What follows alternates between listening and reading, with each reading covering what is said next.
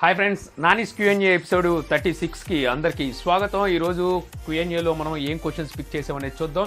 So నన్ను questions అడగాలనుకుంటే నేను రోజు ఒక వీడియో అయితే చేస్తూ ఉంటాను కదా, ఆ వీడియో కింద మీరు నన్ను ఆ కామెంట్ సెక్షన్లో అయితే క్వశ్చన్స్ అయితే అడగొచ్చు. అలాగే మనం ట్విట్టర్లో కూడా నన్ను అయితే క్వశ్చన్స్ అయితే అడగొచ్చు అన్నమాట. @నానిస్ టెక్లాజిక్ అని చెప్పేసి మీరు అక్కడ నన్ను క్వశ్చన్స్ అయితే అడగొచ్చు. సో ఈరోజు మనం మన క్యూఎన్ఏలో నోరు తిరగట్లేదు ఈ మధ్య. సో క్యూఎన్ఏలో మన క్వశ్చన్స్ ఏంటనేది చూసేద్దాం. గొర్లీ రాజేష్ అడుగుతున్నారు, అన్న నోకియా 6.1 ఎలా బుక్ చేయాలి ఫ్లిప్కార్ట్లో, నెక్స్ట్ సేల్ ఎప్పుడు? సో నెక్స్ట్ సేల్ ఎప్పుడు అనేది నేను టెక్ న్యూస్ అయితే ఫాలో అవుతూ ఉండండి, నేను అక్కడైతే చెప్తాను. సో ఎలా బుక్ చేయాలి ఫ్లిప్కార్ట్లో ఫ్లాష్ సేల్లో ఎలా బుక్ చేయాలి? సో ఇది ఓన్లీ 6.1+తోనే కాదు, చాలా మొబైల్స్ మనకు ఫ్లాష్ సేల్ అయితే వస్తున్నాయి కదా. సో చాలామంది అడిగే క్వశ్చన్స్ ఎలాగా లేదు, నేను కూడా మీలాగే నేను కూర్చొని సిస్టమ్ ముందు 5 minutes ముందే కూర్చుంటాను, కూర్చొని రీఫ్రెష్ చేసుకుంటూ ఉంటాను అనమాట. సో దొరకంగానే వెంటనే నేను కార్డులోకి యాడ్ చేసేస్తాను, లేదా బై కొట్టేస్తాను. సో ఓవరాల్గా ఇలాగే బుక్ చేస్తారు ఎవరైనా సరే, ఇలాగే బుక్ చేయాలి. దీనికి కొన్ని ట్రిక్స్ వచ్చినాయి, యాప్స్ వచ్చినాయి, ఏమొచ్చిందని ఇప్పుడైతే ప్రస్తుతానికి పప్పులు అయితే ఉడకట్లేదు. సో మీరు కావాలంటే ఇలాగే బుక్ చేసుకోవాల్సి ఉంటుంది. కొన్నిసార్లు కార్డులోకి వెళ్ళాక కూడా రాని ఛాన్స్ కూడా ఉన్నాయన్నమాట, చాలా వరకు ఇలాగైతే జరుగుతున్నాయి. సో మీరు చేసేది ఏం లేదు, ఇలాగే బుక్ చేసుకోవాలి. నరేంద్ర బాబు గారు అడుగుతున్నారు, Poco F1 versus Asus Zenfone 5Z which one better bro? Poco phone వచ్చేసరికి 18,000 అని చెప్తున్నారు, ఆసూస్ జెన్ఫోన్ 5Z వచ్చేసరికి 22,500 ప్రైస్ అని చెప్తూ ఫ్లిప్కార్ట్లో. సో ఇది వచ్చేసరికి ఆఫర్ సేల్లో చెప్తున్నట్టున్నారు. సో ఆఫర్ సేల్లో చూసినా సరే మనకి పోకో మీద 18,000 రూపాయలు అయితే ఏం లేదు. పోకో మీద మరి మీకు హెచ్డిఎఫ్సి కార్డ్ మీద నుంచి ఏమైనా 10% ఆఫర్ వస్తే మనకి ఏమైనా ప్రైస్ అయితే పడొచ్చేమో. అలాగే ఆసూస్ జెన్ఫోన్ 5Z చూసుకున్నట్టయితే 22,500 కాదు, మనకి ఇక్కడ 24,999 రూపాయలు ఎంతో ఉంది. సో అది కూడా మనకి 10% ఆఫర్ చూస్తే మీరు ఆ ప్రైస్ చెప్తున్నట్టున్నారు. సో రెండిట్లోనూ ఏది బెస్ట్ అని నన్ను అడిగితే మీరు బిల్ క్వాలిటీ మెయిన్ ఇంపార్టెంట్ అనుకుంటే మాత్రం ఆసూస్ జెన్ఫోన్ 5Zకి వెళ్ళిపోండి.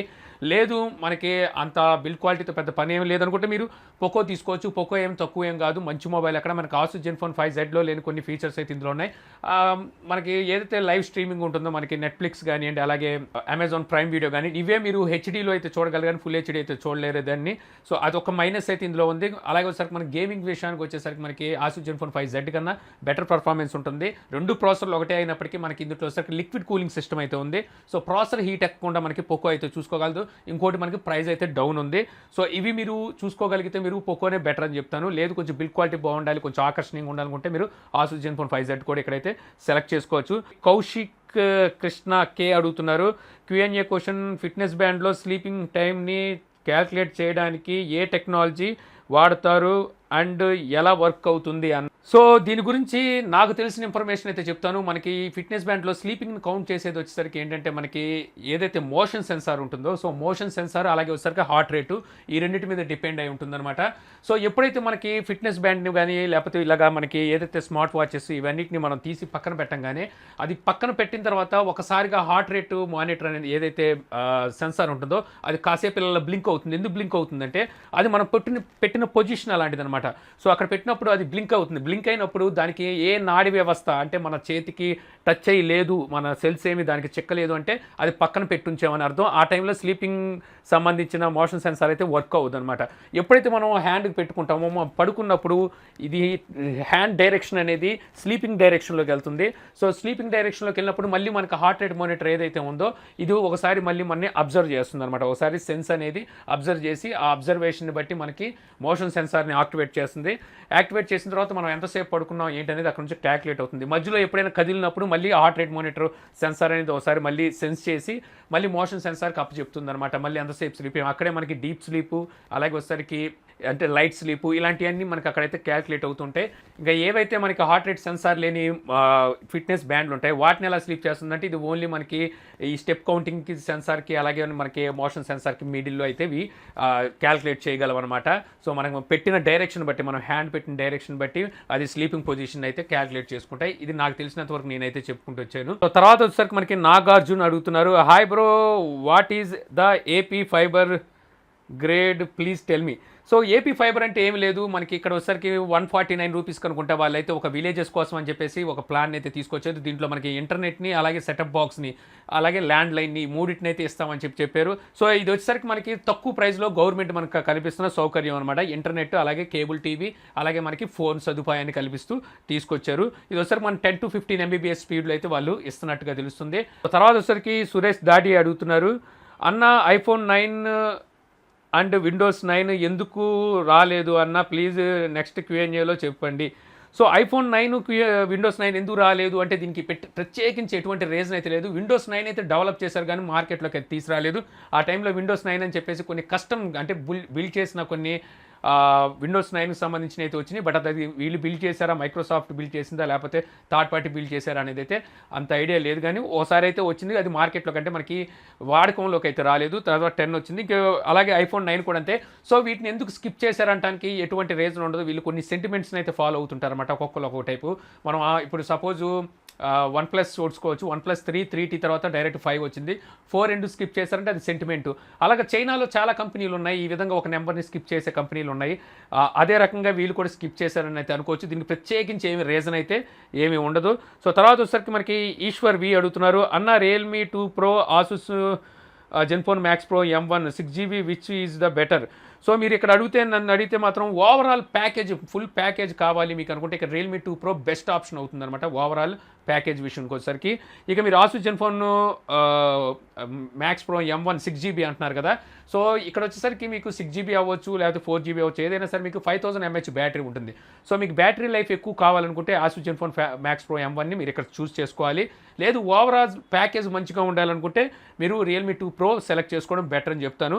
మీకు వచ్చేసరికి రెండింటికి మనకి కెమెరాస్ వచ్చేసరికి రెండు పర్ఫార్మెన్స్ ఒకేలా ఉంటుంది. బట్ వచ్చేసరికి ఏదైతే ప్రాసెసర్ పర్ఫార్మెన్స్ ఉందో ఆ ప్రాసెసర్ సైడ్ కనుక మనం చూసుకున్నట్టయితే రియల్మీ 2 Pro బెస్ట్ ఆప్షన్ అవుతుంది అనమాట. ఇక్కడ వచ్చేసరికి రాహుల్ రెడ్డి అడుగుతున్నారు, రియల్మీ 2 Pro మొబైల్ మీద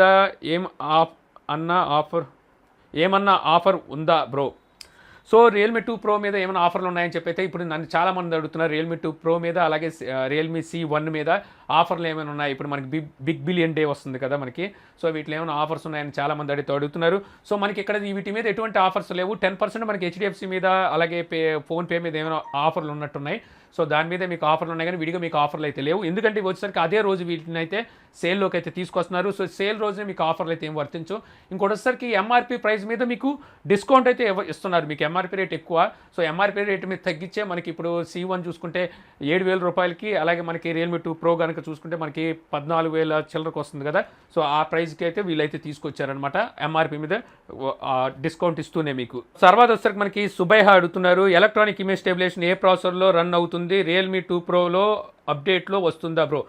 సో రియల్మీ 2 Proలో అప్డేట్లో వస్తుందా అంటే ఆల్రెడీ మనకి రేర్ కెమెరాకి ఎలక్ట్రానిక్ ఇమేజ్ స్టెబిలైజేషన్ అయితే ఇచ్చారు. సో మీకు అప్డేట్లో రావాల్సిన అవసరం లేదు. మీకు అయితే రియల్మీ 2 Proలో ఎలక్ట్రానిక్ ఇమేజ్ స్టెబిలైజేషన్ అయితే ఉంది. ఇంకా మనకి ఏ ప్రాసెసర్కి సపోర్ట్ చేస్తుందంటే ఇప్పుడు వచ్చే ఎనీ ప్రాసెసర్కి మనకి ఎలక్ట్రానిక్ ఇమేజ్ స్టెబిలైజేషన్ అయితే పనిచేస్తుంది. సో ఎలక్ట్రానిక్ ఇమేజ్ స్టెబిలైజేషన్ అనేది ఒక హార్డ్వేర్ అయితే కాదు, ఇది ఒక సాఫ్ట్వేర్ అనమాట. సో ఇందులో మనకి జిరోస్కోప్ ఏదైతే ఉంటుందో సెన్సార్, దీన్ని బేస్ చేసుకొని ఏదైతే మనకి వీడియో తీస్తుంటామో వీడియో ఆస్పెక్ట్ రేషియో ఉంటుంది కదా, ఆస్పెక్ట్ రేషియోని చేంజ్ చేసుకుంటూ మనకి క్రాప్ చేసుకొని మనకి ఇమేజ్ స్టెబిలైజేషన్ అనేది పనిచేస్తుంది. ఎలక్ట్రానిక్ ఇమేజ్ స్టెబిలైజేషన్ నేను చెప్పేది ఆప్టికల్ ఇమేజ్ స్టెబిలైజేషన్ కాదు. ఎలక్ట్రానిక్ ఇమేజ్ స్టెబిలైజేషన్ అనేది మనకి సాఫ్ట్వేర్ని బేస్ చేసుకొని మనకి ఇప్పుడు కదులుతుంది అనుకోండి image.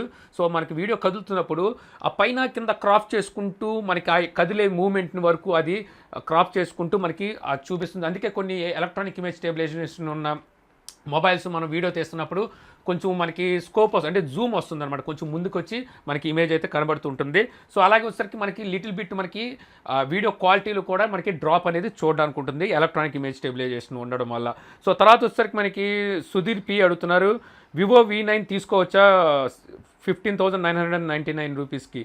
So Vivo V9 Pro అయితే మీరు అంత రేట్ పెట్టి అయితే తీసుకోవడం అనవసరం. ఎందుకంటే మీరు అక్కడ స్నాప్డ్రాగన్ 626 ప్రాసెసర్ అనుకోండి అందులో వస్తుంది. సో మీరు 16,000 రూపాయలు పెట్టి అది తీసుకోవడం శుద్ధ దండగా.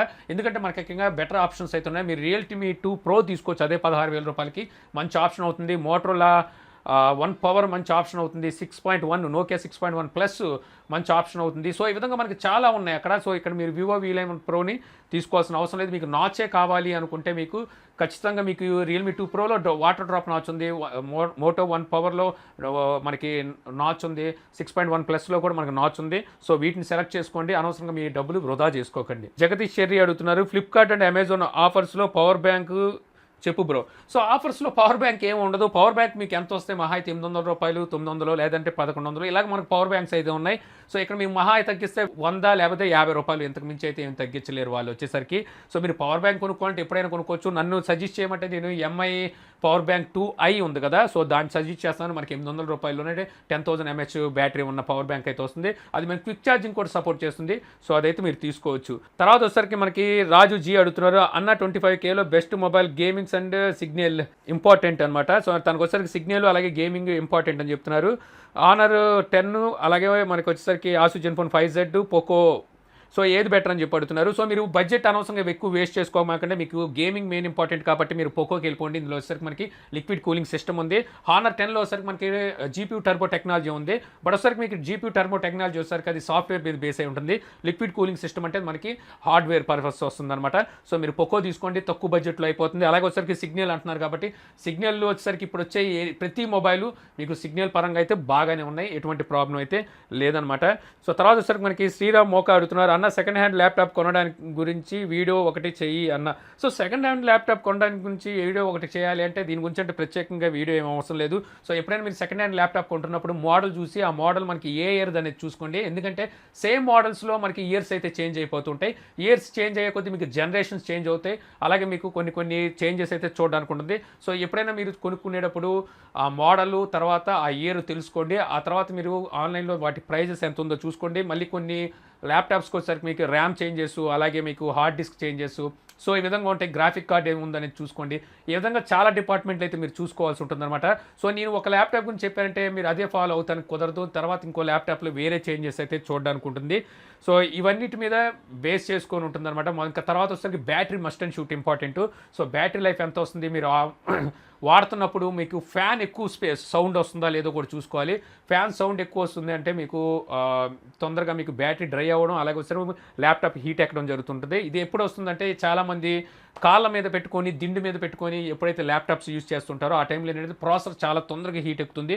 ప్రాసెసర్ హీట్ని ఫ్యాన్ కూడా ఆపలేదన్నమాట ఆ టైంలో. ఆ కండిషన్లో ఉన్నప్పుడు ఏమవుతుందంటే మీకు ల్యాప్టాప్ సడన్గా షట్ డౌన్ అవ్వడాలు ఇలాంటివి జరుగుతూ ఉంటాయి. సో ఇవన్నీ మీరు చూసుకొని అయితే కొనుక్కోవాల్సి ఉంటుంది ల్యాప్టాప్ కొనుక్కునేటప్పుడు. తర్వాత వచ్చేసరికి మనకి వీగీ ల్యాన్స్ అడుగుతున్నారు, అన్న పేటీఎం ఆఫర్స్ గురించి ఒక వీడియో చెయ్యి అన్న. సో పేటీఎం ఆఫర్స్ గురించి అయితే నేనైతే చేయదలుచుకోలేదు. అమెజాన్, ఫ్లిప్కార్ట్ అంటే ఓకే, వాటిని అయితే మనం నమ్మొచ్చు, పర్వాలేదు. బట్ వచ్చేసరికి పేటీఎం వచ్చేసరికి మీకు ఇక్కడంతా చాలా వరకు ఫ్రాడ్సే ఉంటాయి. నేను గతంలో తెప్పించాను, చాలా ఐటమ్స్ డూప్లికేట్ అయితే ఉంటున్నాయి. అందుకని చెప్పి నాకు పేటీఎం మీద అయితే మంచి ఇంప్రెషన్ అయితే లేదు.